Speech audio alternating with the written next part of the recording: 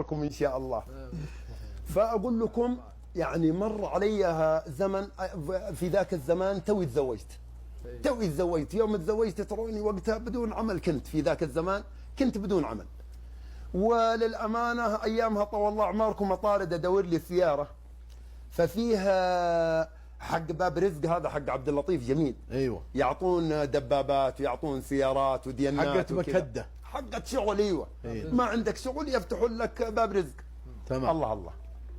فاقول لكم في ذاك الزمان رحت وقدمت لي على دباب، والله يوم قدمت على الدباب حصلت اللي بيكفلني، وحصلت طول الله اعماركم الرجاجيل امثالكم وشرواكم اللي وقفوا. شرواك الطيب، يعلم الله تستاهل، يستاهلكم الطيب يا رجال. واقول لك قدمت على الدباب، هاي الدباب طول، بيجي اليوم الا بيجي بكره، انتظر. كل ما جيت عندهم قالوا انتظر والله الدباب باقي ما وصل.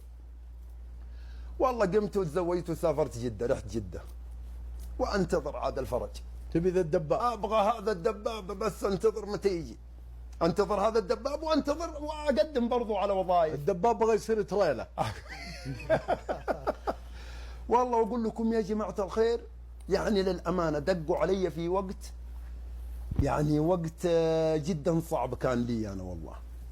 دقوا علي تليفون قالوا الدباب حقك سيارتك جاهزه واقفه، تعال عجل علينا قبل لا ينتهي الدوام.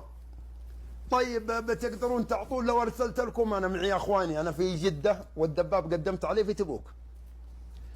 قلت لو ارسلت لكم واحد من اخواني بتعطونا؟ قال بس اعطونا اسمه ولا جاء بس يبرز لنا هويته. جميل. قلت بس جميل. والله ودق على اخوي، قالوا السلام عليكم. قلت روح ولا شركه عبد اللطيف جميل وتحصل الدباب وبيعطونك. قال ما بيعطوني، عاد انا دريب زيد كمان هو ظروفه شويه وابو بزوره. المهم قلت له روح يا رجال، روح بس وان شاء الله خير ييسرها الله. اي أيوة والله. والله راح الرجال لين عندهم، وصل عندهم ما عاد دق علي تليفون الا قال لي اسمع. قلت ايوه. قال انا تراني عدت راكب الدباب، الدباب باقي ما شاء الله تبارك الله باكياس نظيف جديد. قلت خلاص الله يبارك لك. قال لا يا ابن الحلال. قلت الله يبارك لك، اسال الله ان يبارك لك واسال الله ان يرزقك. اعطيته اياه؟ اعطيته اياه. اي والله ذا الراس، لله سبحانه وتعالى يعلم الله يا جماعه الخير. اي والله ذا الراس. اي والله والله اللوحات يعني شوفوا شوفوا يا جماعه الخير، يعني خلوكم معايا في هنا القصه. السر، ظهر السر الان. خلوكم معايا في القصه هذه. تفضل تفضل. فاقول لك قام دق علي قال لي لا يا اخي هذا جات رزقتك هذه. قلت يا ابن الحلال اسال الله ان يرزقك، بس خلص الدباب هذا وصل. انت ما عندك سياره؟ ما معي سياره، على رجولي امشي. الله اكبر. اقول لك والله واقول لكم يا جماعه الخير، والله لاموا علي جماعتي، والله القصه هذه والله انها تؤرخ. يعلم الله. ولاموني ناس كثير من الجماعه. وايوه يا ابن الحلال، يعني صاروا يقولون لي الايثار انا اسمع به وقرينا القرآن وكذا، بس للأمانة الإيثار معنى الإيثار الحقيقي ما عرفته إلا في القصة هذيك. الله. يعني جو جماعتي يقولون إيش الإيثار هذا؟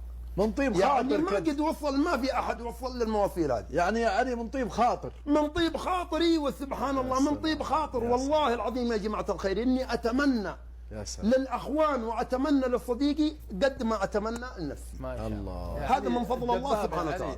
الدباب هو سيارة ترى، بعض سيارة أيوة كفرات. سيارة حقت مشاوير يعني وحقت بعض شغل. الناس يحسبها الدباب العادي. لا لا لا لا الدباب هذا حق المشاوير واللي تشيل فيه حملات والله يا جماعة الخير، والله يا جماعة الخير، يعني أنا أقول لكم يوم أقول لكم إن ما استحيل أحد بيجي بالكرم، يعني مثل الله سبحانه وتعالى. والله اللوحات إنها ما ركبت، ما ركبت اللوحات، قد استلم السيارة وراح وأنا بدون عمل، لكن والله ما ركبت اللوحات حق الدباب إلا أنا راكب في سيارة جديدة ما شاء الله. كارت. يعلم الله. جو دقوا علي شركة، ألو السلام عليكم. عليكم السلام. قالوا تعال عندك اليوم مقابلة. رحت عند الشركة ويوم جيت سويت مقابلة قالوا احنا بنخليك معقب ومعانا سيارة شوف لها باقي جديدة، يعلم الله ماشية 21 كيلو. يشهد الله يا جماعة الخير، ماشية 21 كيلو. انت سكرت. طيب السيارة هذه تبغون يعني اخلص اشغالكم واجي اوقفها؟ قالوا لا هذه السيارة باستلامك. معك. هذه السيارة باستلامك وين ما تبغى روح. الله اكبر. سبحان الله.